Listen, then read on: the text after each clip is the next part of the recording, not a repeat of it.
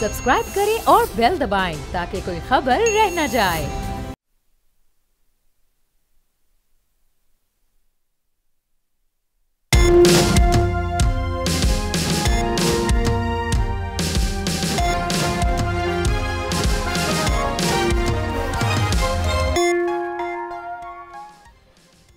बिस्मिल्लाहिर्रहमानिर्रहीम, अस्सलामुअलैकुम। आप देख रहे हैं प्रोग्राम तब्दीली और मैं हूं आपका मेजबान सलमान मिर्जा। जनाब, पाकिस्तान में कर्ज देकर जान लेवाने वाली मोबाइल ऐप्स का भारतीय कनेक्शन क्या है? जी हां, आज के प्रोग्राम में मैं आपको बताने लगा हूं कि किस तरह से यह कार्रवाइयां की जाती हैं और 3 साल पहले भारत में यह कार्रवाइयां किस तरह से शुरू हुई। हमारी टीम ने रिसर्च की तो पता चला कि पिंडी में 42 साल मोहम्मद महसूद की खुदकुशी महाराष्ट्र के शहर पुणे के रिहायशी राज की कहानी से हैरत अंगेज तौर पर मिलती जुलती है। राज की जिंदगी जीते जी जहन्नुम उस वक्त बनी कि फिर वो ना सो सका और ना ही किसी से मिल सका। राज का $110 का कर्जा, $110 का कर्जा किस तरह से $6000 में तब्दील हो गया और वो इस दलदल में ऐसा फंसा कि फिर जिंदा दरगोर होकर रह गया। राज ने पहले ऐप डाउनलोड की और पहले कर्ज लेते ही धोखेबाजों के तकाजे शुरू हो गए। फिर एक के बाद एक कर्ज लेने का ऐसा सिलसिला शुरू हुआ। राज ऐप की शराइत तस्लीम करते ही जो स्कैमर्स हैं उनको अपने तमाम नंबरों और तस्वीर तक रसाई दे बैठा। अब उन्होंने उसकी बीवी की उरियां नीम बहाना तस्वीर तमाम नंबरों पर भेजने की धमकी दी। जब तक मामला अथॉरिटीज तक पहुंचा तब तक यकीन जानिए बहुत देर हो चुकी थी। भारत में 2020 से लेकर 2021 के दरमियान इस तरह की 600 एप्लीकेशंस का इंकशाफ हुआ। बहुत से लोग शर्म के मारे सामने ना आए और अब आते हैं पाकिस्तान की तरफ, क्योंकि पाकिस्तान में भी इस तरह का वाकया हुआ। साल है 2023। ठीक उसी तरह पिंडी के 6 माह से बेरोजगार शख्स मोहम्मद मसूद को पहले कर्ज की ऑफर होती है। कर्ज लेने के एक हफ्ते में 13,000 रुपए सूद लगाकर एक हफ्ते के अंदर 50,000 रुपए बना दिए जाते हैं। मसूद ने एक कर्ज उतारने के लिए दूसरी एप्लीकेशन से दूसरा कर्ज लिया। वहां का कर्जा चंद हफ्तों में ही फिर 7 लाख तक पहुंच गया। इसी दौरान ब्लैकमेलर्स फोन पर घर की खवातीन को धमकाते रहे, रिश्तेदारों में जलील करते रहे, कभी तस्वीर लीक करने की धमकी देते तो कभी पुलिस की कार्रवाइयों से डराते रहे। और फिर तंग आकर मसूद ने इंतहाई कदम उठा लिया। अपनी बीवी के नाम आखिरी पैगाम लेकर 2 बच्चों के बाप ने पंखे से लटक कर खुदकुशी कर ली। मसूद की मौत से कौम जागी तो पता चला ये पहला वाकया नहीं है। ऐसी सैकड़ों ऐप्स न जाने कितने लोगों को इसी तरह से बेवकूफ बनाकर रकम बटोर रही हैं। सोए हुए इदारे जागे तो एफआईए ने छापे मारने शुरू किए। पिंडी से 9 अफराद को हिरासत में लिया गया और सईदपुर रोड पर प्लाजा को सील किया गया। वहां जाकर पता चला कि रिश्तेदारों को की जाने वाली टॉर्चर कॉल्स की बाकायदा सेशंस बने हुए हैं। हर काम करने वाले को रोजाना एक टारगेट दिया जाता है और वो टारगेट होता है 150 कॉल्स का। G8 सेक्टर में लोन ऐप कंपनी के दफ्तर में भी छापे मारे गए। वहां से ब्लैकमेलिंग में मुलव्विस लैपटॉप्स, फोन और सिम्स बरामद की गई।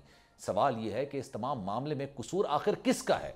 होशरुबा महंगाई के इस दौर में अगर कोई बेरोजगार शख्स बच्चों की रोटी का इंतजाम ना कर पाए तो क्या रियासत उसकी कोई मदद करती है या नहीं करती?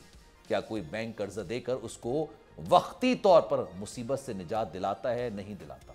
10 से 50,000 ऑनलाइन कर्जा देने वाली इन ऐप्स किसकी इजाजत से मुमलिकत खुदादाद में धड़ल्ले से लोगों को लूट रही हैं? उन्हें किसने रजिस्टर्ड किया है? इस गफलत में क्या किसी के खिलाफ अब तक कोई कार्रवाई हुई है? सोशल मीडिया, इश्तिहार पर नजर रखना और मासूम लोगों को बचाना किसका काम है? क्या यह मामला महज चंद छापों और गिरफ्तारियों तक ही महदूद रहेगा या निगरानी का कड़ा निजाम लाया जाएगा और मुजरिमान को सख्त से सख्त सजा दिलवाई जाएगी? प्रोग्राम में इसी हवाले से बात करेंगे, क्योंकि जो वाकया रिपोर्ट उन्होंने आखिरी खुदकुशी करने से पहले एक खत भी लिखा था और उसमें उसने कहा था कि ना मैं अच्छा बेटा बन सका और ना ही अच्छा बाप बन सका। बच्चों के लिए कुछ दिनों की रोटी के लिए उन्होंने 13 क्या होते हैं 13,000 रुपए? मैं आपसे सवाल करता हूं, 13,000 रुपए क्या होते हैं? क्या खरीद सकते हैं? एक शख्स महीने का अगर राशन भी अपने लिए डलवाए ना, एक शख्स, तब भी उसका राशन 13,000 का नहीं आता, उससे ज्यादा का आता है। लेकिन उसने सिर्फ 13,000 रुपए कर्जा लिया और कर्जे की नीयत भी उसकी ये थी कि जैसे ही नौकरी लगेगी ये कर्जा चुका दूंगा। लेकिन वो कर्जा 13,000 से 7 लाख बन गया। अब जनाब 9 रजिस्टर्ड ऐप है, लेकिन उसके बावजूद 9 के बजाय 100 से ज्यादा आप आईफोन उठाएं और वहां पर आप एप्लीकेशंस के सेक्शन में जाएं, आपके पास 100 से ज्यादा एप्लीकेशंस इस तरह की आएंगी जो आपको खुद कहेंगे कि भाई हमसे कर्जा ले लो। और अगर आप कर्जा नहीं भी लेना चाहेंगे, आप वो एप्लीकेशन सिर्फ डाउनलोड कर लें और डाउनलोड करते वक्त आपको अपना अकाउंट नंबर लिखना होगा, आपके अकाउंट में पैसे आ जाएंगे, आपने उसका तकाजा नहीं किया होगा। और जब आप वो पैसे वापस करेंगे कि भाई मुझे नहीं चाहिए, मैंने तो एप्लीकेशन डाउनलोड की है, तो कहेंगे नहीं अब इतने पैसे नहीं चाहिए, अब इस पर सूद की रकम होगी। मैं एक खातून को जानता हूं जिन्होंने बाकायदा तौर पर 10,000 रुपए मांगे नहीं, सिर्फ एप्लीकेशन डाउनलोड की, और डाउनलोड करने के बाद उनके अकाउंट में, बैंक अकाउंट में 10,000 रुपए आ गए। उन्होंने फौरी तौर पर ही 10,000 रुपए वापस किए, लेकिन जो ऐप वाले थे वो कहने लगे कि अब 10,000 नहीं, आपको ज्यादा रकम अदा करनी पड़ेगी, अदरवाइज आपकी मोबाइल में जो तस्वीर हैं उनको लीक कर दिया जाएगा। फिर वो 10,000 से मामला 40,000 तक पहुंचा। ये पहला केस नहीं है, लेकिन इनके खिलाफ कार्रवाई होगी क्या? अब्दुल रऊफ साहब, additional director cyber crime FIA इस वक्त हमारे साथ मौजूद। गुफ्तगू का आगाज करते हैं क्योंकि बड़ा हसास नौयत का मामला है। जनाब अब्दुल रऊफ साहब, ये बताइएगा, सबसे पहला सवाल, इन एप्लीकेशंस को काम करने की इजाजत किसने दी है? ये ऐप जो है बेसिकली SCCP से रजिस्टर्ड ऐप होती हैं। SCCP एक अदारा है पाकिस्तान में जो इनको रजिस्ट्रेशन की परमिशन देता है। तो उस रजिस्टर्ड होने के बाद ये उसमें भी काम करते हैं, अपना जो भी इसमें लैंडिंग एप्लीकेशन, लोन एप्लीकेशन बोलते हैं। तो ये इनकी SCCP की रूल्स एंड रेगुलेशन के मुताबिक रजिस्टर्ड होती हैं और वहीं पे रजिस्टर्ड करके उसके बाद करते हैं। बहुत सर रजिस्टर्ड जो आप बात कर रहे हैं ना, लाइसेंस की जो आप बात कर रहे हैं रजिस्टर्ड के बाद, 9 ऐप्स ऐसी हैं जो सिर्फ रजिस्टर्ड है।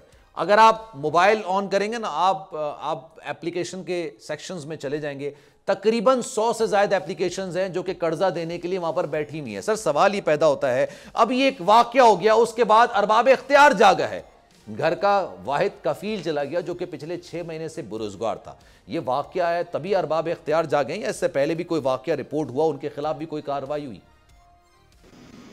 बेसिकली जो FIA का काम है, वो जब कंप्लेंट आएगी या कोई भी उसमें आगे हमें शिकायत देगा तो उसके मुताबिक हम उसको एज पर ला देखेंगे। ये तो उस रेगुलेटर अथॉरिटी और जो भी एजेंसी है उसका काम था कि ये जो ऐप्स आपके पास लीगल कितनी है और इलीगल अगर ऐसी चाह रही है तो उनको फौरी तौर पे इनको कहना चाहिए था। जो भी इनका रेगुलेटर है, जैसे PTA हमारे पास इंटरनेट SCCP और FIA में हमारे मुताबिक दर्जनों शिकायत दर्ज हुई हैं, लेकिन कितने लोगों के खिलाफ कार्रवाई हुई है? सर सवाल ये भी तो पैदा होता है ना, कितने लोगों के खिलाफ आपने कार्रवाई की होगी? मैं आपको यकीन के साथ कहता हूं सर कि दर्जनों शिकायत दर्ज हुई होंगी। हमारे पास बहुत इंक्वायरी रजिस्टर्ड है, हम उन पे काम कर रहे हैं। तो ये उसमें 3 FIRs हैं और 17 एक्यूज अरेस्टेड हैं टोटल हमारे पास पाकिस्तान में। और तकरीबन हमारे पास जो है ना 45 के करीब अराउंड जो है ना वो इंक्वायरीज रजिस्टर्ड है और हम इस पे काम कर रहे हैं। की बात कर रहे हैं सर, मैं आपको बताऊं ये जो है ना मोहम्मद मसूद साहब का, ये जहां से उन्होंने पहली कर्जा लिया था, पहला 13,000 रुपए का, ये रजिस्टर्ड ऐप है सर। इनको किसने इजाजत दी है कि ये लोगों को धमकियां दें, उनके मोबाइल की गैलरी तक का एक्सेस लें, उनकी फोन गैलरी का एक्सेस लें, उनके नंबर्स निकालें? सर ये तो रजिस्टर्ड थी ना, तो इनका तरीकेकार वारदात क्या होता है? देखिए ऐप जो रजिस्टर्ड थी ना, अगर रजिस्टर्ड उसने इसको धमकियां दी, ब्लैकमेलिंग की और पिक्चर की बात की, हुआ ये कि इसको जो अगर ये इनकी SCCP के मुताबिक अगर ये एप्लीकेशन जो है इनकी लीगल है, तो इसमें इनको ये अथॉरिटी नहीं थी कि ये जो कॉन्टैक्ट लिस्ट और गैलरी वगैरह जो है वो उसकी हाथ में जाए। जो कंपनीज है ये उनकी पॉलिसी में शामिल होना चाहिए। तो उन्होंने कैसे एक्सेस किया उसकी गैलरी को और कॉन्टैक्ट और गैलरी लिस्ट जब आपकी चलेगी तो आपकी प्राइवेसी लीक हो जाती है। उस प्राइवेसी को उसमें फायदा उठाते हुए उस कंपनीज ने उसकी सारी फैमिली मेंबर्स, उसके दोस्त, आगे पीछे जितने भी थे सबको उन्होंने।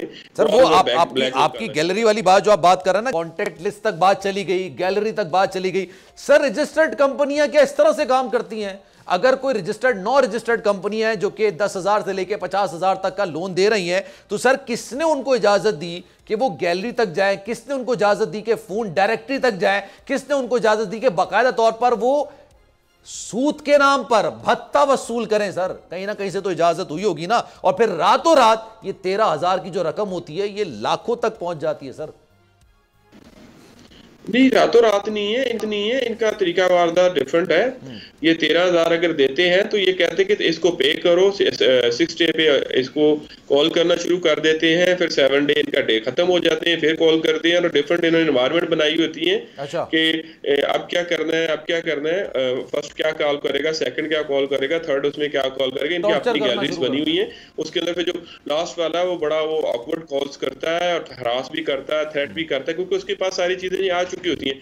हमारे पास ऐसी कंप्लेंट थी, हम उनको इंक्वायरी में कन्वर्ट कर चुके हैं, और इंशाल्लाह सर आपने कहा आप इन्वेस्टिगेशन कर रहे हैं सारे मामले की, आप तहकीकात कर रहे हैं, गिरफ्तारियां भी यकीनी तौर पर होंगी, तो सर ये जो पर्टिकुलरली मोहम्मद मसूद का मामला है इसको आप इन्वेस्टिगेट कर रहे हैं या जितनी आपके पास शिकायत दर्ज होंगी उन तमाम को एक ही तरह से इन्वेस्टिगेट कर रहे हैं? नहीं, वो अलग होगी, हर कंप्लेंट पे अलग इंक्वायरी लगेगी और अलग उसमें रजिस्टर्ड होगी FIR। अगर इन एक्यूज में से भी, इन कंपनीज में भी जो भी हमने अरेस्ट किए हैं, अगर किसी और कंप्लेंट में भी, तो हम उसे दोबारा अरेस्ट करेंगे अगर उसकी बेल हो जाती है। अनरजिस्टर्ड है, जिनको इजाजत ही नहीं है इस तरह की काम करने की, पीटीए उनको ब्लॉक क्यों नहीं करता है सर? पीटीए तो फौरन से मोबाइल ब्लॉक कर देते हैं, तो ये एप्स को ब्लॉक क्यों नहीं करते हैं? ये तो क्वेश्चन SCCP और PTA के दरमियान है। अगर उनका कोई उसका मिल जाए जो इनको देखता है, क्योंकि इसमें रिमूवल और ब्लॉकिंग की है 37 जो उसमें पैका में क्लियर है, तो उन्होंने करना है। हमारे पास तो जो है सेक्शन ऑफ लॉ है, हमने उसको इन्वेस्टिगेट करना है प्रॉपर इंक्वायरी के बाद, और उसको एज पर लॉ जो भी उसकी पनिशमेंट करना है, उसका कन्विक्शन करवानी है। एक चीज और भी है ना, इनको फंड्स कौन फराम कर रहा है, कौन इनको फंड्स दे रहा है? बेसिकली ये कहीं से भी पैसे तो लेते होंगे ना, उसके बाद फंड्स देते होंगे। अभी आपकी इन्वेस्टिगेशन में क्या बात निकल कर आई है, इनको फंड्स फराहम कौन कर रहा है जो ये कर्ज की मद में दे रहे हैं आगे? इसमें हमने डाटा इनका कलेक्ट कर लिया है, और HR की जो लिस्ट वगैरह वो भी हमारे पास आ रही है, और हमने कुछ लिख भी दिया है इनका सारा जो है ना, CNIC से लेके कंपनीज की प्रोफाइल्स को SCCP को। तो SCCP से हमें पता चल जाएगा किसके नाम से रजिस्टर्ड थी, किसने लैंड किया था, और कौन किसका एग्रीमेंट हुआ था, और कौन कौन इसके पार्टनर है। वहां से हमें पता चलेगा कौन फंड कर रहा था। अगर जो लोग, जो एप्स रजिस्टर्ड हैं, जो एप्स अनरजिस्टर्ड हैं, दोनों का तरीका वारदात एक ही तरह का है कि कॉल्स करना, गैरली तक रसाई हासिल करना, इस तरह से धमकियां देना, या अलग अलग तरीके वारदात है?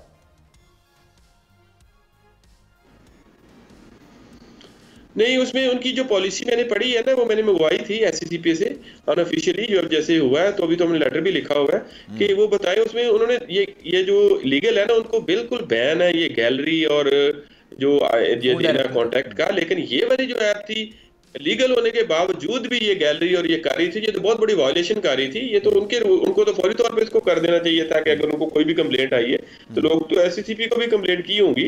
अगर वो नहीं बता रहे तो उनके किसी रैप को लाना चाहिए, वो बताए आके कि अगर ये हो रहा था कि आपने टेस्ट किया। सर मैं एक केस आपको बताऊं, उनके पास सिर्फ उन्होंने ये एप्लीकेशन डाउनलोड की थी ना, उनको कर्ज की जरूरत थी, लेकिन इंसान होता है ना कि यार डाउनलोड कर लेता है, एक नई ऐप आई है, देखते हैं किस तरह से काम कर रही है। उन्होंने ऐप को डाउनलोड किया, डाउनलोड करने के साथ साथ उनके पास 10,000 रुपए का लोड आ गया। या आप समझ लें कि वो उधार की रकम 10,000 रुपए उनके अकाउंट्स में आ गई, क्योंकि शायद वो एप्लीकेशन के अंदर आपको अकाउंट नंबर डालना लाजमी होगा।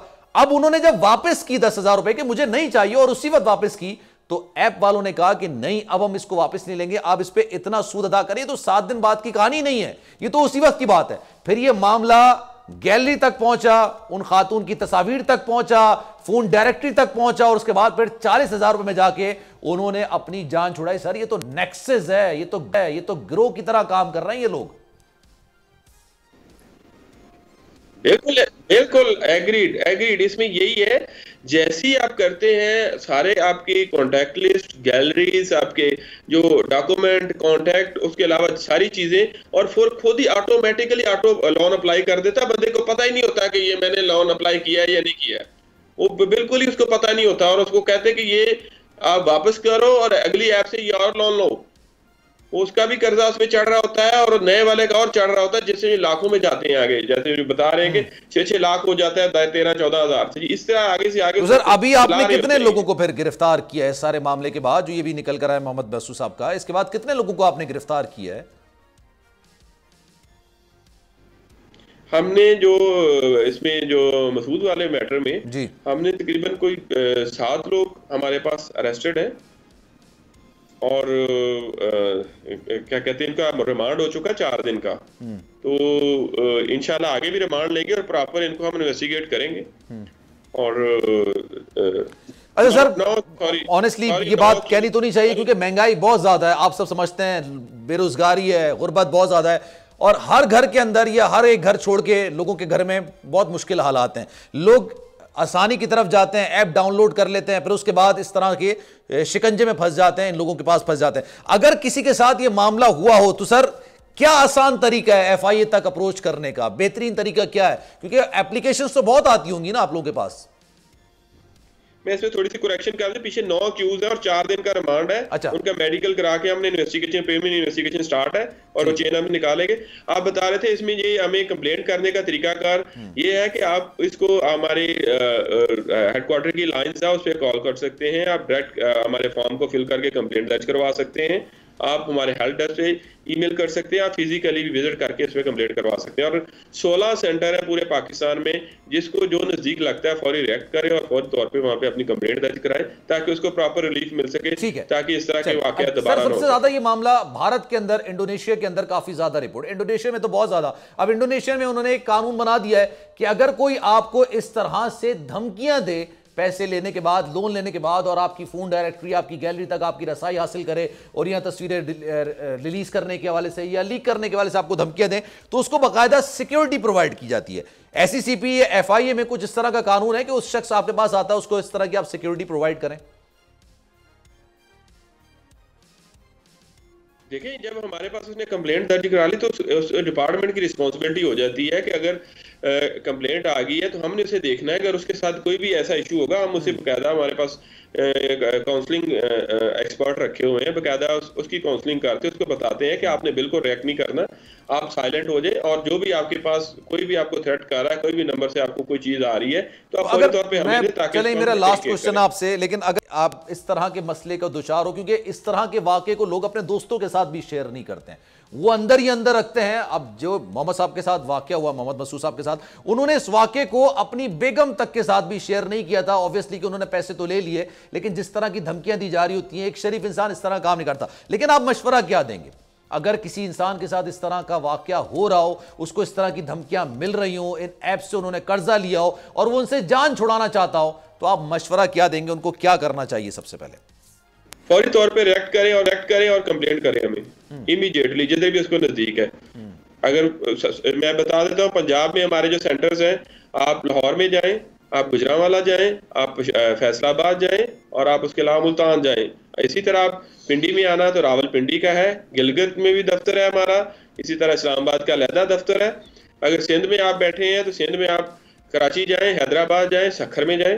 अगर आपने बलोचिस्तान जाना है तो कोटा और ग्वादर में हमारे सेंटर्स खुले हुए हैं, वहां पर आप easily complaint. Thank you so much, बहुत शुक्रिया आपके वक्त का। और अब्दुर्रऊफ साहब हमारे साथ मौजूद थे, additional director cyber crime FIA हमारे साथ, और जाहिर सी बात है सारी सूरत हाल से वो आगाह कर रहे थे। लेकिन हर घर के अंदर परेशानी के हालात हैं, हर घर के अंदर गुर्बत के हालात हैं, हर घर के अंदर बेरोजगारी के हालात हैं, और ये जो ऐप्स होती हैं, ये यकीन जानिए ये एक तरीके की शार्क्स हैं। ये कब आपको और आपके घर वालों को निगलने की कोशिश करती हैं, किसी को अंदाजा नहीं होता। और फिर ये एक ऐसा शिकंजा है कि आप एक जगह से कर्जा लेंगे और उसको चुकाने के लिए आपको दूसरी जगह से कर्जा लेना पड़ेगा, और रातों रात कर्जा इतना बढ़ जाएगा कि फिर जिस तरह से मोहम्मद मसूद साहब ने अपनी जिंदगी का खात्मा किया, और वो यकीन जानिए, मैं जो लेटर पढ़ रहा था उनका, मेरी आंखों में आंसू आ रहे थे कि वो कह रहे थे कि ना मैं अच्छा बाप बन सका, ना मैं अच्छा बेटा बन सका, मैं उनको कुछ चीज़ें नहीं दे सका, मेरी घर वालों की तस्वीर को लीक करने की धमकी दी जा रही है, मेरे कॉन्टैक्ट लिस्ट से लोगों को निकाल के उनको धमकियां दी जा रही हैं। ये वाकई में एक संगीन मामला है और इसके खिलाफ सख्त कार्रवाई होनी चाहिए। किसी को भी ये इख्तियार नहीं है कि अगर आपसे कोई कर्जा लेता है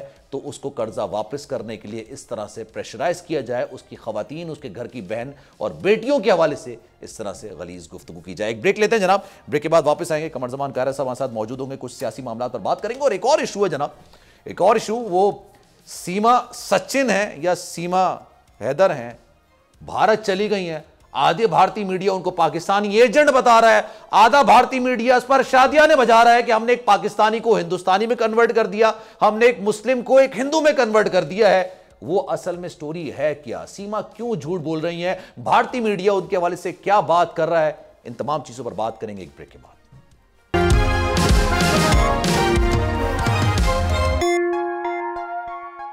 जनाब, प्रोग्राम एक बार फिर से आपको खुशामदीद कहते हैं। कमर ज़मान कायरा साहब इस वक्त हमारे साथ मौजूद हैं, उनसे ज़रा गुफ्तगू का सिलसिला आगे बढ़ाएंगे। लेकिन अब शहबाज शरीफ साहब ने इस बात का ऐलान तो कर दिया है कि पार्लियामेंट अपनी मुद्दत पूरी कर लेगी अगले महीने, और उसके बाद फिर निगरां हुकूमत आ जाएगी, और उसके बाद फिर सितंबर या अक्टूबर में किसी भी वक्त इंतखाबात होंगे। और फिर IMF से भी जो मुआहदा मारा हुआ है कि जाती हुई हुकूमत को एक किस्त मिलेगी, और बीच में जो एक हुकूमत आएगी उसको एक किस्त मिलेगी, और फिर जो नई हुकूमत आएगी उसको एक किस्त मिलेगी। लेकिन कई मामलात हैं, लोगों के सवालात हैं कि क्या वाकई में इंतखाबात हो जाएंगे, नहीं हो जाएंगे। उसकी वजह यह है कि नई मर्दमशुमारी की बात की जाती थी। पाकिस्तान पीपल्स पार्टी को भी तहफ़्फ़ुज़ात थे कि सिंध के अवाम को पूरी तौर पर नहीं गिना जाता, मुत्तहिदा कौमी मूवमेंट को भी ये तहफ़्फ़ुज़ात थे, और ये दोनों जमातें इस वक्त मौजूदा हुकूमत में भी हैं, उनकी इत्तेहादी भी हैं। तो कायरा साहब हमारे साथ मौजूद हैं, गुफ्तगू का सिलसिला आगे बढ़ाते हैं। कायरा साहब, thank you so much for your time, it's on my show. कैसे हैं सर आप? जी खैरियत, बहुत शुक्रिया सर। ये बताइए, पाकिस्तान पीपल्स पार्टी कॉन्फिडेंट है अक्टूबर या चले मैं एक महीना और बढ़ा देता हूं, नवंबर तक इंतखाबात हो जाएंगे, इससे आगे नहीं जाएंगे? पाकिस्तान पीपल्स पार्टी पिछले कई माह से क़यादत और कारकुनों के लेवल पे इस बात का बार बार इरादा कर चुकी है कि इलेक्शन अपने वक्त पे होंगे। अब इसको मजीद बहस करने की जरूरत, इलेक्शन के हवाले से हमारे बाद मुस्लिम लीग ने भी कह दिया है, वजीर आजम ने भी कह दिया है, मौलाना फजलुर रहमान साहब ने भी कह दिया है। बाकी ये सारा कुछ चाय की प्याली में तूफान, वेरी सॉरी टू से, ये सोशल मीडिया और किसी हद तक फॉर्मल मीडिया का फैलाया हुआ था। ये जो एक भाम था, हम तो पहले दिन से कह रहे थे कि कोई भाम नहीं है, इलेक्शन अपने वक्त पे होंगे। और जो तमसील दी जाती थी, मिसाल दी जाती थी, वो ये था कि पंजाब में नहीं कराए गए, KPK में नहीं कराए गए, यहाँ भी ऐसा हो सकता है। हम उसकी भी वजाहत करते रहे बार बार, पहले दिन से लेके अब तक कर रहे हैं कि उसका इसके साथ कोई मुमासलत नहीं है। वहां एक असेंबली तोड़ी गई जिसको उसके अपने चीफ मिनिस्टर ने कहा कि ये बदयांती से तोड़ी गई है, गलत फैसला है। उसके ऊपर अदालत के अंदर बहस हुई, उसके अंदर भी एक आपस में अदालत का भी बदमज़गी रही, और पार्लियामान ने भी उसको तस्लीम नहीं किया। लेकिन यहाँ तो मुद्दत अपनी पूरी कर रही है असेंबलियां, उसको आगे ले जाने का कोई जवाब नहीं है। रही बात आपने जो सवाल खड़ा किया कि मर्दमशुमारी वाला, कल हसन इकबाल साहब ने, जो मर्दमशुमारी के इंचार्ज वजीर भी हैं, उन्होंने भी इसकी वजाहत की है कि मर्दमशुमारी सूबों के, जिस तरह आपने फरमाया कि इस पे तहफ़्फ़ुज़ात थे, तो सूबों के तहफ़्फ़ुज़ात को दूर करने के लिए इस पे बार बार अप्रैल से लेके अब जुलाई तक इसका 15-15 दिन का टाइम एक्सटेंड होता रहा, ताकि कोई कंसेंसस आ जाए, किसी के मेजर एतराजात ना रहे, जो भी एतराज आता है उसको एड्रेस किया जाए। एक अच्छा अमल था कि इसमें कंसेंसस होना चाहिए। सो अब तो उसका शायद वक्त नहीं है, क्योंकि इलेक्शन ने होना है अगस्त में। अगर हमारी हुकूमत खत्म होती है, अगर पहले असेंबली की मुद्दत खत्म होने से पहले 2 दिन या 4 दिन तो 3 महीने हो गई, 90 दिन में हो जाएगा, कोई बड़ा फर्क नहीं। तो सर इस पे कुछ डिसाइड हुआ कि मुद्दत पूरी करके खत्म 2 महीने में कराने, या थोड़ा 2 दिन पहले करके 3 महीने में करा लें, ताकि मामला और बेहतर हो जाए? मेरे साथ अभी इस डिस्कशन का मैं तो शायद नहीं हूँ, लेकिन इससे कोई बड़ा फर्क नहीं आएगा, कोई फर्क नहीं आएगा, क्योंकि 90 दिन हो या 60 दिन हो, केयर टेकर गवर्नमेंट होना है, हमने तो नहीं होना। सर, केयर टेकर गवर्नमेंट पे मुशावरत शुरू है। अभी जरदारी साहब की मुलाकात भी हुई शहबाज शरीफ साहब से, और उन्होंने कहा वक्त, ये जो मेरा पहला सवाल था कि टाइम पर ही होने चाहिए इंतखाबात। लेकिन सर, केयर टेकर के हवाले से कोई मुशावरत हुई, आगे बड़ी बात सर? इस वक्त जो लीडरशिप की आपस में कभी गुफ्तगू होती है, ये मुलाकात हो रही है, तो यकीनन वो सियासी लोग हैं, इस वक्त मुल्क के जो सियासी हालात हैं उस पर बहस होगी।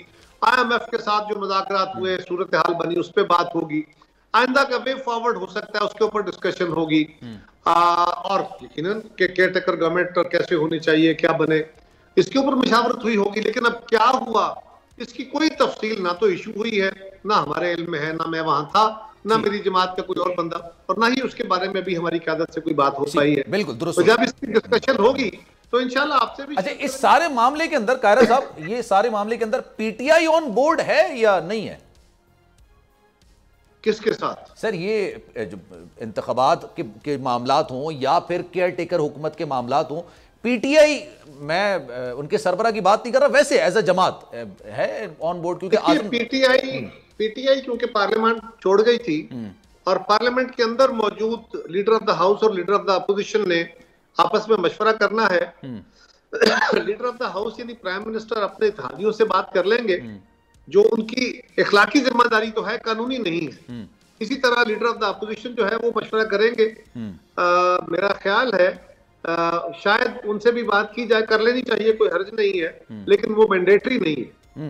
मैंडेटरी नहीं है। अच्छा सर, लेकिन एक सवाल, वही आपकी बात, मैं आपकी बात से इत्तेफाक करता हूं, इख्तलाफ नहीं करता, क्योंकि बहुत सारी बातें माजी में की गई कि मौजूदा हुकूमत, जैसे आप लोगों की हुकूमत आई थी, ज्यादा अरसे नहीं टिक सकेगी, खत्म हो जाएगी, बहुत सारी बातें की गई। लेकिन सर एक जहन में ये सवाल है कि क्या वाकई में हल्किया बंदियों को जवाज बनाकर डिले किया जा सकता है, और अगर डिले होता है तो पीपल्स पार्टी का रिएक्शन? देखिए, पहली गुजारिश ये है कि मर्दमशुमारी, पहले तो मर्दमशुमारी का रिजल्ट फाइनल हो जाए, फिर सीसीआई की मीटिंग हो, सीसीआई में ये अप्रूव हो और नोटिफाई हो जाए, उसके बाद ये मैंडेटरी हो जाता है। और इलेक्शन कमीशन ने ऑलरेडी अपना काम शुरू कर रखा है। एग्जैक्टली। ऐसा नहीं साहब ने कहा, लेकिन इंटरव्यू में मेरी नजर से गुजरा, आपने भी देखा होगा, आज वो रिपोर्ट हुआ अखबारात में भी, उन्होंने कहा है कि अब मर्दमशुमारी की जो नोटिफिकेशन है, उसके बाद इलेक्शन के इनेकाद में इतना वक्त नहीं है कि नई हल्का बंदी हो सके, लिहाजा में पुरानी हल्का बंदियों पे या 2017 की मर्दमशुमारी पे आगे बढ़ना पड़ेगा। ये उनकी राय है। एक शक या एक तरह का एक शुबह का इजहार जरूर किया जाता है कि अगर ये तो फिर अगर किसी सूबे की सीटें कम या ज्यादा हो रही है तो वो अदालत में जा सकते हैं। लेकिन वहां पे भी एक कदम ये है कि आइन के अंदर अमेंडमेंट अगर करनी पड़ी, तो आइन के अंदर अमेंडमेंट करने की तो पार्लियामान के पास इस वक्त अदालत नहीं है। लिहाजा जो कंपल्शन है, बाकी लोगों के ख्याल के घोड़े हैं कि जी पंजाब में केयरटेकर गवर्नमेंट एक्सटेंड हो गई तो यहाँ क्यों नहीं हो सकती, केपीके में हो गई तो यहाँ क्यों नहीं हो सकती, ये शक शुबात है, उसके लिए कोई जवाब नहीं। सर वो आपकी बात बिल्कुल दुरुस्त है, और आपकी जो बात है ना उसकी को मैं आगे लेके चलूंगा, वो आईनी तरमीम का जो आपने जिक्र किया। लेकिन सर ये आर्टिकल 51(5) ये कहता है ना कि पहले आप हल्का बंदियां करेंगे, फिर डिमिलिमिटेशन करेंगे, उसके बाद फिर ये सारा मामला होगा। तो आपको नहीं लगता कि ये मामला या तो 2017 की हल्का बंदियों के तहत ही चले, उसके बाद नहीं हो सकती बहस? मैंने तो अर्ज किया कि ये बात इलेक्शन कमीशन कह चुका और अपनी तैयारी कर रहा है। हल्का बंदी अपने जो सेंसस के जो मुतल्लिका इंचार्ज मिनिस्टर है एहसन इकबाल साहब, वो भी उन्होंने भी कल वाज़ेह तौर पर किया है। तो मेरा ख्याल है कि ज्यादा करीने कयास यही है। इसको एक आप ज्यादा से ज्यादा ये कह सकते हैं कि अगर जुलाई के महीने में हमारी हुकूमत खत्म होने तक अगर ये नोटिफाई हो जाती है मर्दमशुमारी, सही है, तो फिर शायद की हद तक बात है, लेकिन वो शायद ऐसा है जिसको नहीं बहस करना चाहिए, बल्कि हमें अब इस पे कॉन्सेंट्रेट करना चाहिए कि हमें 2017 वो काबिल एतराज बात है। मेरा सवाल का मकसद ही यही है कायरा साहब कि 2017 काबिल एतराज थी हल्का बंदियां और जो सेंसस हुए थे, इस वजह से वो अपनी जगह है, वो अपनी जगह है। लेकिन इस वक्त अगर इलेक्शन का इनेकाद उसकी वजह से 2-4 महीने आगे करने की बात की जाए तो उससे बहुत बड़ा नुकसान होगा। उससे वो शुरू होगा जो नहीं करना चाहिए। ठीक है सर, मौलाना क्यों नाराज है सर आप लोगों से? वो कह रहे हैं कि ये जो मौलाना ने कहा कि हुकूमत खान साहब की जो चली गई थी वो एक अलग मैटर है, लेकिन उसके बाद पीपल्स पार्टी ने जानबूझ के हुकूमत बनाई और उसके बाद फिर हमें, फिर अभी वो जो मुलाकात भी हुई थी उस पर भी उन्होंने एतराज किया दुबई की मुलाकातों पर, उस पर पीपल्स पार्टी के कई रहनुमा कमेंट कर रहे हैं। उसके ऊपर मौलाना फजलुर रहमान साहब के अपने दोस्तों का, उनके अपने जमात के तर्जमान की वजाहत आ गई थी कि मौलाना के बयान को सियाको सबाक से हटके दिया गया, और बिलाशुबह ऐसा ही हुआ कि किसी साहबी ने उनसे सवाल किया कि मौलाना दुबई में मुलाकातें हुई हैं, आपको पता उसमें क्या हुआ है? आपको पता है उन मुलाकातों के बारे में ना मुस्लिम लीग को कोई खबर थी, ना हमें कोई खबर थी, लेकिन मीडिया के अंदर एक तूफान था, जैसे ये वहां बैठे हुए थे और मतलब खुद सारी खबरें सुन के ये यार दोस्त चला रहे थे। उस पे मौलाना से पूछा गया, और फिर आपको पता ही है, आप साफी बड़े माशाल्लाह बड़े हुनरमंद लोग होते हैं, तो उनसे सवाल किया गया। हालांकि मौलाना फजलुर रहमान साहब को आसानी से वो बड़े ज़हीन फतीन आदमी है, तो उन्होंने उसके जवाब में इतना ही कहा कि हमें तो एतमाद में नहीं लिया गया उस पे, तो जब एतमाद में लेंगे तो देखेंगे। ठीक है, इस पे एक तूफान खड़ा हो गया कि मौलाना नाराज है, मौलाना ये है, ऐसा तो नहीं था। चल सही है, बात दुरुस्त हो गई। सर पीपल्स पार्टी के लिए निगरां वजीर आजम के लिए मौजूद शख्सियत, यह सवाल बहुत कबल अज वक्त है? यकीनन कबल अज वक्त है, और ये मेरी क़यादत का इस्तेहकाक है, वो अपनी राय देंगे वजीर आजम साहब को। लेकिन मैं अपनी जाती राय में ये समझता हूँ कि जिस तरह पाकिस्तान की अफवाज के ओहदे और फौज के ट्रेंड लोगों के पास होने चाहिए, वही बेहतर तरीके से कमान कर सकते हैं। किसी आम आदमी को एग्जेक्टिव से या जुडिशरी से या सियासत से उठा के किसी को कहा जाए कि आपको फौज के किसी ओहदे पर लगे तो वो फौज नहीं चला सकता। उठा के किसी सियासतदान को, किसी जर्नैल को उठा के आप सुप्रीम कोर्ट में जज बिठा दें तो वो फैसले नहीं कर सकता। उसके लिए खास ट्रेन लोग चाहिए जो कानून भी जानते हो और प्रैक्टिस भी उनकी हो। इसी तरह मीडिया का है, तो मैं समझता हूं कि वजीर आजम हो, वजीर आला हो या वज़रा के ऑफिस हैं, ये प्योरली सियासी ओहदे हैं, इस पे सियासतदान ही होने चाहिए। हाँ, जो हमारे आइन का तकाजा है कि वो और उनका खानदान जो भी इसमें आए वो अगला इलेक्शन नहीं लड़ सकेंगे। जहां तक ताल्लुक इसका है कि इत्तेफाक राय सियासतदान पे नहीं हो सकता, वो तो किसी जज और जर्नैल पे, किसी ब्यूरोक्रेट और किसी साफी पे भी नहीं हो सकता। लेकिन ये ओहदे क्योंकि खालिस्तान सियासी है, लिहाजा इनको सियासतदानों के हवाले होना चाहिए, ये टेक्नोक्रेट्स का काम नहीं। तो बात आपकी दुरुस्त है सर। मैं आप ही की बात को आगे लेके चलता हूं कि फिर इतनी बड़ी कुर्बानी कौन देगा कि वो कहे कि मैं निगरां वजीर आजम तो बन जाता हूं, उसके बाद मैं सियासत को ही खैर बात कह दूंगा। इसी वजह से शायद कोई इत्तेफाक राय नहीं हो पाता। खैर बात नहीं कहना, इसकी तकाजा यह है कि ये जो अगला इलेक्शन है वो मैं नहीं लड़ूंगा, वो या उनके इमीडिएट जो इलेक्शन है वो नहीं लड़ेंगे। और ऐसे लोग पाकिस्तान की सियासत में मौजूद हैं जिन पे हो सकता है मेरी राय में वो हो, आपकी नजर में ना हो, लेकिन अगर हम इस पे मुबाहिसा करें तो जिस तरह बाकी लोगों के ऊपर इत्तेफाक राय हो सकता है, 4-6 ऐसे लोगों से बात अगर कर ली जाए तो वजीर आजम का ओहदा बड़ा इज्जत वाला ओहदा है, बड़ा नाम वाला ओहदा है। इसके लिए कोई एक इलेक्शन क्या, शायद ज्यादा इलेक्शन भी छोड़ने को तैयार हो जाए। लेकिन मैं समझता हूँ कि इसको इन ओहदों की तौकीर को बहाल रहना चाहिए कि ये जिनका काम है ये उन्हीं को कर देना चाहिए। सर, इलेक्शंस हो गए, उसके बाद पीपल्स पार्टी के लिए वजीर आजम का फेस बिलावल भुट्टो जरदारी साहब ही होंगे। आजकल बड़े दौरे कर रहे हैं वो। आज दाबे जी साहब का उन्होंने इकोनॉमिक जोन का इफ्तिताह भी किया है, काफी मुतहर्रिक है आजकल। हर जमात का ये इस्तेहकाक होता है, उसका ये ख्वाब होता है कि लोग उसको इतनी बड़ी तादाद में वोट दें कि वो बड़ी अक्सरियत से, 2/3 अक्सरियत से अपनी हुकूमत बनाए, उसकी जमात हुकूमत बना के अपने लीडर को वजीर आजम बनाए और फिर वो अपने मंशूर के मुताबिक इस मुल्क को चला के मसाइल का हल करे। ये है वो ख्वाब, ये है वो रास्ता, ये है वो जो जद्दोजहद जो हर जमात करती है। उसमें वो कितनी कामयाब होती है, कितनी नहीं होती है, ये तो इलेक्शन का रिजल्ट बताता है। लिहाजा पीपल्स पार्टी का ये हक है कि वो ये ख्वाब देखे, ये सोचे, क्योंकि हम सब ख्वाब देख के ही चलते हैं। ख्वाब देखते हैं तो तबीरें होती हैं। हम सारे ख्वाब बेचते हैं, आप भी ख्वाब ही बेचते हैं, हमारे उलमा भी ख्वाब ही बेचते हैं। ये ख्वाबों की ताबीरें मिला करती हैं। कभी कभी कुछ लोग शराब बेचने आ जाते हैं और हम ख्वाबों के धोखे में शराब खरीदने लग जाते हैं। और शराब का अजाब यह है कि ख्वाब का तो ताबीर मिल जाती है, सारी ना मिले तो 70%, 50%। शराब 100% जो है वो वाहमा होता। अच्छा चलिए, लेकिन सर बिलावल साहब का जवाब नहीं दिया ना आपने। मैं कह रहा हूँ बिलावल साहब फेस क्या कि बिलावल साहब पीपल्स पार्टी के, यकीनन हमारी ख्वाहिश है, हमारी कोशिश होगी कि पीपल्स पार्टी अगले इंतखाब में बेहतर परफॉर्म करे, लोग पीपल्स पार्टी के मैनिफेस्टो को वोट दें और हम अक्सरियत के साथ अपनी जमात की हुकूमत बना सके या इत्तेहादियों के साथ मिलकर हुकूमत बना सके और बिलावल साहब वज़ीर आज़म बने। यही ख्वाहिश बाकी जमातों की भी हो। बिल्कुल बिल्कुल सर, आपने इत्तेहादियों का जिक्र किया ना। मैं सर ये लास्ट क्वेश्चन आपका, इत्तेहादी में मुस्लिम नून, मैं अगर आपके पास ये जो भी इस्तेहकाम पाकिस्तान पार्टी है, इसका सर फ्यूचर कैसे देखते हैं आप? इनके साथ इत्तेहाद करेंगे? देखिए, सियासत के अंदर कोई हतमी बात तो नहीं है कि मैं कहूं।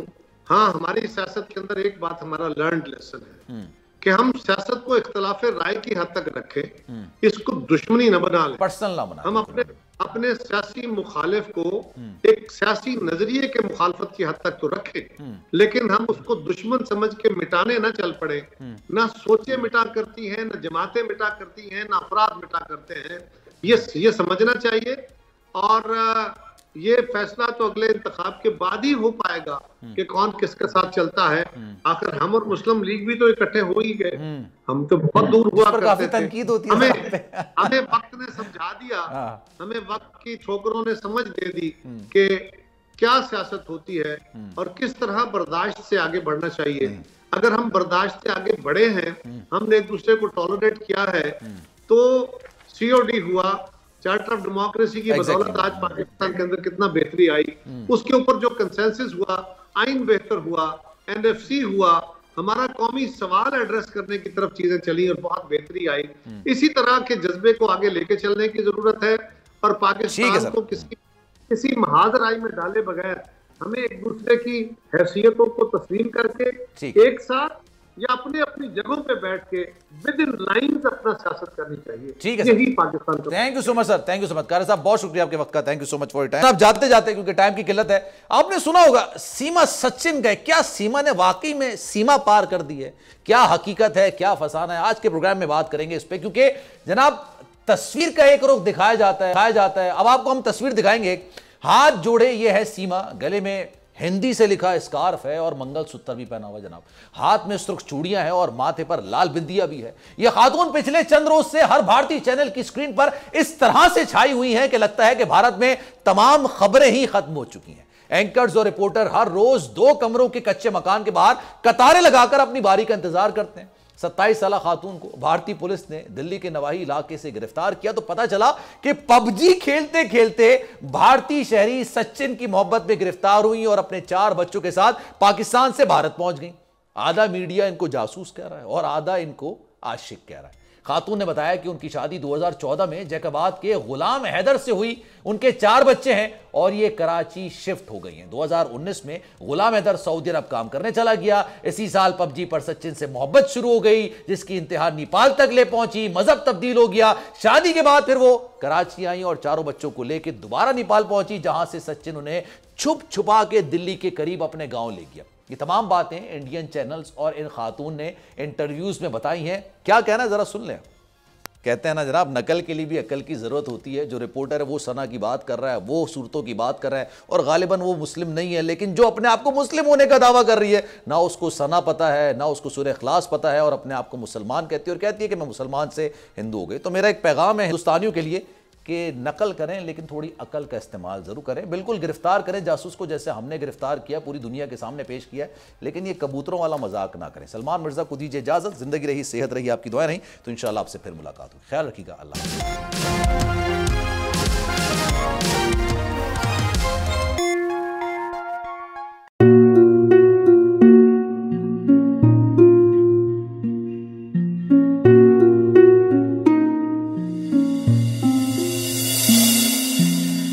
अपना घर यूं छोड़ के आखिर बोल किधर जाएगा। ये जो पड़ा है वक्त कड़ा है, वक्त गुजर जाएगा। अब जिंदगी फैसले की घड़ी, सारी मईशत किधर है खड़ी। करने पड़ेंगे कठिन फैसले, तुझ पे ये कैसी आन पड़ी। देखना अब कुछ यूं बदलेगा हमारा पाकिस्तान, खुशियाँ वापस ला कर देगा हमारा पाकिस्तान। देखना अब कुछ यूं बदलेगा हमारा पाकिस्तान, खुशियाँ वापस ला कर देगा हमारा पाकिस्तान। देखना अपनी पहचान के लिए बोल, पाकिस्तान के लिए बोल, हमारा पाकिस्तान मिशन मईशत। देखना